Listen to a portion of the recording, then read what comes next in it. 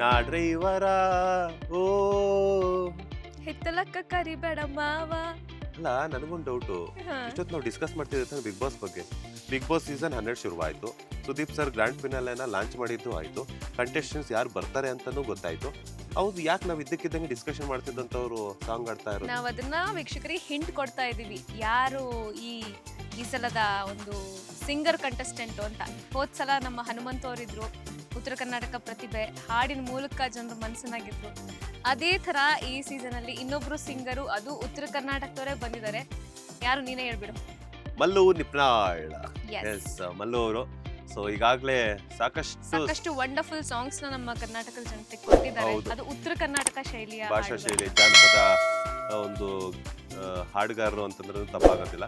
ಯಾಕಂತಂದ್ರೆ ಈಗಾಗಲೇ ನಾನು ಹಾಡಿದ್ದಾಗಿರ್ಬೋದು, ಇವರಾಗ ಅಪೇಕ್ಷಾ ಹಾಡಿದ್ದಾಗಿರ್ಬೋದು, ಸಾಕಷ್ಟು ಹಿಟ್ ಸಾಂಗ್ಸ್ ಇವೆರಡೂ ಕೂಡ ಒಂದು ಕಾಲದಲ್ಲಿ ಇಡೀ ಯುವ ಜನತೆಯನ್ನಾಗಿರ್ಬೋದು, ಸೋಷಿಯಲ್ ಮೀಡಿಯಾವನ್ನಾಗಿರ್ಬೋದು ಆಡಿ ಮೆರೆದು ಸಖತ್ ಕುಣಿಸಿ ಕುಪ್ಪಳಿಸಿದಂತಹ ಹಾಡುಗಳು.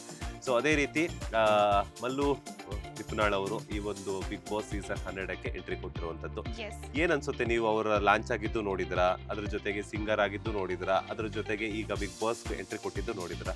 ಸೊ ಹೆಂಗ್ ಅನ್ಸುತ್ತೆ, ಹೆಂಗೆ ಇವರ ಪರ್ಫಾರ್ಮೆನ್ಸ್ ವರ್ಕೌಟ್ ಆಗುತ್ತಾ ಬಿಗ್ ಬಾಸ್ ಅಲ್ಲಿ? ಪರ್ಫಾರ್ಮೆನ್ಸ್ ಅದೇ ಅವರ ಪ್ರತಿಭೆ ಮೂಲಕ ಅವರು ಜನರ ಗಮನ ಸೆಳೆಯೋದಕ್ಕೆ ಟ್ರೈ ಮಾಡಬೇಕು.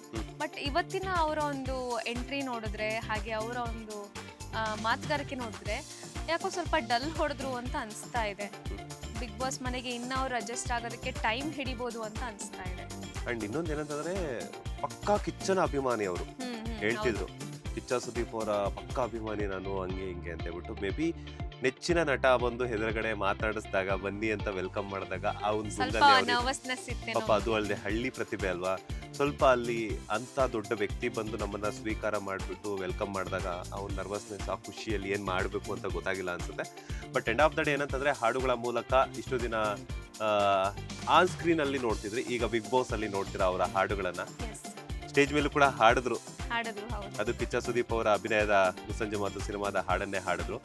ಸೊ ಹಾಡಂತೂ ಹಾಡುಗಳ ಮೂಲಕ ಅಂತೂ ಒಂದು ಭರಪೂರ ಮನೋರಂಜನೆಯನ್ನ ಮಲ್ಲು ಅವ್ರು ಕೊಡ್ತಾರೆ. ಅದಾದ ನಂತರ ಟಾಸ್ಕ್ ಅಲ್ಲಿ ಹೆಂಗ್ ಆಡ್ತಾರೆ, ಅಲ್ಲಿನ ಜನಕ್ಕೆ ಹೆಂಗೆ ಅಡ್ಜಸ್ಟ್ ಆಗ್ತಾರೆ. ಮೂರನೇ ಕಂಟೆಸ್ಟೆಂಟ್ ಅನ್ಸ್ತಿದೆ. ಆಲ್ರೆಡಿ ಮಲ್ಲಮ್ಮ ಉತ್ತರ ಕರ್ನಾಟಕದ ಕಡೆಯಿಂದ ಹೋಗಿದ್ದಾರೆ. ಈಗ ಮತ್ತೆ ಇವರು ಮಲ್ಲು ನಿಪ್ನಾಳ್ ಅವ್ರು ಹೋಗ್ತಾ ಇದ್ದಾರೆ. ಅವರಿಬ್ರದ್ದು ಪೇರಿಂಗ್ ಚೆನ್ನಾಗಿರುತ್ತೆ ಅನ್ಸುತ್ತೆ. ಯಾಕಂದ್ರೆ ನಾವು ಒಂದೇ ಊರವರು, ಒಂದೇ ಭಾಷೆಯವರು ಅಂದಾಗ ಬಹಳ ಬೇಗ ಕನೆಕ್ಟ್ ಆಗ್ತೀವಿ. ಮಲ್ಲಮ್ಮ ಅವ್ರಿಗೊಂದು ಜೋಡಿ ಸಿಕ್ದಂಗಾಯ್ತು. ಜೋಡಿ ಅಂತಂದ್ರೆ ಒಬ್ಬ ಸಪೋರ್ಟ್ ಮಗ ಸಿಕ್ದಂಗೆ ಅಂತ ಅನ್ಕೋಬಹುದು. ಯಾಕಂತಂದ್ರೆ ಮಲ್ಲಮ್ಮ ಅವ್ರಿಗೆ ಅವ್ರ ಕಡೆಯವ್ರು ಬಂದಾಗ ಸ್ವಲ್ಪ ಅವ್ರ ಮಾತುಗಳನ್ನ, ಅವ್ರ ಕಷ್ಟಗಳನ್ನ ಆರಿಸೋದಕ್ಕೆ ಒಂದು ಒಬ್ಬರು ಕಂಟೆಸ್ಟೆಂಟ್ ಸಿಕ್ಕಿದ್ರೆ ಒಂಥರ ಖುಷಿ ವಿಚಾರ. ಅಂಡ್ ಇವ್ರಿಗೂ ಕೂಡ ತಾಯಿ ರೂಪದಲ್ಲಿ ಅವ್ರು ಇರ್ತಾರೆ ಮಲ್ಲಮ್ಮ ಅವರು. ಸೊ ಇಬ್ರಿಗೂ ಕೂಡ ಏನ್ ತೊಂದರೆ ಆಗಲ್ಲ. ಇಬ್ರು ಸೇರ್ಬಿಟ್ಟು ಜೋಳದ ರೊಟ್ಟಿ ಮತ್ತೆ ಉತ್ತರ ಕರ್ನಾಟಕದ ಪ್ರತಿಭೆಗಳು ಸೇರಿ ಬಿಗ್ ಬಾಸ್ ಮನನ ಧೂಳೆಬ್ಸೋದಿಕ್ಕೆ ಬಂದಿದ್ದಾರೆ. ಒಬ್ರು ಹಾಡುಗಳ ಮೂಲಕ ಆದ್ರೆ ಇನ್ನೊಬ್ರು ಮಾತಿನ ಮೂಲಕ ಧೂಳೆಬ್ಬಿಸ್ತಾರೆ. 11 ಸೊ ಮಲ್ಲಮ್ಮ ಅವರಿಗೆ ಪ್ಲಸ್ ಪಾಯಿಂಟ್ ಅಂತಾನೆ ಹೇಳ್ಬೋದು. ಯಾಕಂದ್ರೆ ಅವ್ರ ಕಡೆಯವ್ರು ಬಂದಾಗ ಅವ್ರ ಕಷ್ಟ ಸುಖಗಳನ್ನ ಹೇಳ್ಕೊಂಡಾಗ ಏನೋ ಒಂಥರ ಖುಷಿ ವಿಚಾರ ಆಗುತ್ತೆ. ಅಂಡ್ ಇವ್ರಿಗೂ ಕೂಡ ತಾಯಿಯಾಗಿ ಅವರು ಒಂದು ಧೈರ್ಯವನ್ನ ತುಂಬುವಂಥದ್ದು ಅದೆಲ್ಲ ಮಾಡ್ತಾರೆ. ಮಲ್ಲು ನಿಪ್ನಾಳ್ ಅವರು ಕೂಡ ಬಂದಿರುವಂಥದ್ದು ತುಂಬಾ ಖುಷಿ ವಿಚಾರ. ಈಗ ಹಾಡುಗಳ ಮೂಲಕ ಅವರ ಎಂಟರ್ಟೈನ್ಮೆಂಟ್ ಕಂಟಿನ್ಯೂ ಆಗುತ್ತೆ. ಹೋದ ಸೀಸನ್ ಅಲ್ಲಿ ಹನುಮಂತ ಅವ್ರು ಹೆಂಗೆ ಆಡ್ತಿದ್ರು ಅದೇ ತರ ಇವರು ಹಾಡ್ತಾರೆ ಅಂತ ಅನ್ಕೊಂಡಿದೀವಿ. ಅಂಡ್ ಇದಾದ ನಂತರ ಟಾಸ್ಕ್ ಅಂತ ಬಂದಾಗ ಸ್ವಲ್ಪ ಅವರು ಎಚ್ಚೆತ್ಕೋಬೇಕು ಅಂಡ್ ಇನ್ನೂ ಸ್ವಲ್ಪ ಅಪ್ಡೇಟ್ ಆಗಬೇಕು. ಯಾಕಂತಂದ್ರೆ ಬಿಗ್ ಬಾಸ್ಗೆ ಬಂದಿರುವಂಥವ್ರು ಎಲ್ಲರೂ ಕೂಡ ಘಟಾನುಘಟಿಗಳಾಗಿರೋದ್ರಿಂದ ಅವರು ಸ್ವಲ್ಪ ಮಾಸ್ಟರ್ ಮೈಂಡ್ ಎಲ್ಲ ಯೂಸ್ ಮಾಡೋದ್ರಿಂದ, ಸ್ವಲ್ಪ ಮಾಸ್ಟರ್ಗೆ ಮಾಡೋದ್ರಿಂದ, ಸೊ ಅದಕ್ಕೆ ಇವರು ಬದ್ಧವಾಗಿ ಎಲ್ಲ ರೆಡಿಯಾಗಿ ಸ್ಟ್ರಾಂಗ್ ಆಗಿ ನಿಂತ್ಕೋಬೇಕು ಅಂತಂದ್ರೆ ಸ್ವಲ್ಪ ಇವರು ಅಪ್ಡೇಟ್ ಆಗ್ಬಿಟ್ರೆ ಅಲ್ಲಿನ ಟಾಸ್ಕ್ಗಳನ್ನ, ಐ ಥಿಂಕ್ ನನಗನ್ಸೋ ಪ್ರಕಾರ ಅಪ್ಡೇಟ್ ಅಂತಂದ್ರೆ ಅವ್ರು ಇರೋದು ಹಂಗೆ ಅಂತ ಅನ್ಸುತ್ತೆ. ಬಟ್ ಒಳಗಡೆ ಮೈಂಡ್ ಗೇಮ್ ಹೆಂಗಿರ್ತಾರೋ ಗೊತ್ತಿಲ್ಲ. ಇಲ್ವ ಲಾಸ್ಟ್ ಟೈಮ್ ನಂಗೇನ್ ಗೊತ್ತಿಲ್ಲ ಅಂತಾನೆ ಹನುಮಂತು ಕಪ್ಪೆ ಗೆದ್ಬಿಟ್ರು. ಸೊ ಈ ತರ ಅದು ಹೇಳೋದಿಕ್ಕಾಗಲ್ಲ. ಸೊ ನಾವು ಜಡ್ಜ್ ಮಾಡೋದಕ್ಕೆ ಹೇಳ್ತೀರಾ, ಅಪ್ಡೇಟೆಡ್ ಸ್ವಲ್ಪ ಆಗ್ಬೇಕೇನೋ ಅಂತ ಅನ್ನಿಸ್ತು ನೋಡಿದಾಗ. ಯಾಕಂತಂದ್ರೆ ಅದು ಸುದೀಪ್ ಅವರ ಒಂದು ಮೇಲಿರುವಂತ ಗೌರವದಿಂದ ಅವರು ಸೈಲೆಂಟ್ ಆಗಿದ್ರ ಅದೇನೇ ಅಂತ ಹೇಳ್ಬಿಟ್ಟು ಗೊತ್ತಿಲ್ಲ. End of the day first day ಅಂತ ಸ್ವಲ್ಪ ಅದೊಂದು ನರ್ವಸ್ನೆಸ್ ಅನ್ನೋದಿರುತ್ತೆ. ಹೆಂಗಪ್ಪ ಏನು ಹೆಂಗ್ ಅಡ್ಜಸ್ಟ್ ಆಗ್ಬೇಕು ಅನ್ನೋಂತ ಗೊಂದಲ ಇರುತ್ತೆ ಅವ್ರಿಗೆ. ಯಾವ ರೀತಿ ಅನ್ಕೊಂತಾರೆ ನಮ್ಮ ಬಗ್ಗೆ ಅಂತ ಅವರು ಈ ತರ ಬ್ಯಾಕ್ ಗ್ರೌಂಡ್ ಇರೋಂತವ್ರಲ್ಲ, ಒಬ್ಬ ಸಿಂಗರ್ ಆಗಿ ಬಂದಿರೋರು. ಉಳಿದ ಕಂಟೆಸ್ಟೆಂಟ್ ಗಳಲ್ಲಿ ತುಂಬಾ ಜನ ಆಕ್ಟ್ರೆಸ್ ಇದ್ರು, ಸೋಷಿಯಲೈಸ್ ಆಗ್ತಾ ಇದ್ರು. ಇವ್ರು ಅಂತಾರೆ ಇವ್ರದೇ ಪ್ರಪಂಚ ಬೇರೆ.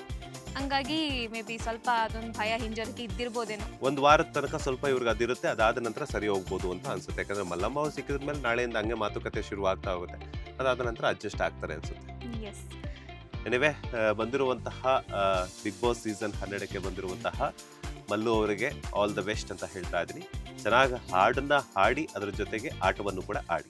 ಲೇಟೆಸ್ಟ್ ಹಾಗೂ ಇಂಟ್ರೆಸ್ಟಿಂಗ್ ಸುದ್ದಿಗಳಿಗಾಗಿ ಬಾಸ್ ಟಿವಿ ಕನ್ನಡ ಚಾನೆಲ್ನ ಸಬ್ಸ್ಕ್ರೈಬ್ ಮಾಡಿ. ಹಾಗೆಯೇ ಬೆಲ್ ಐಕಾನ್ ಪ್ರೆಸ್ ಮಾಡಿ. ಇದರ ಜೊತೆಗೆ ಫೇಸ್ಬುಕ್, ಇನ್ಸ್ಟಾಗ್ರಾಮ್, ಎಕ್ಸ್ ನಲ್ಲೂ ಮಿಸ್ ಮಾಡದೆ ಫಾಲೋ ಮಾಡಿ.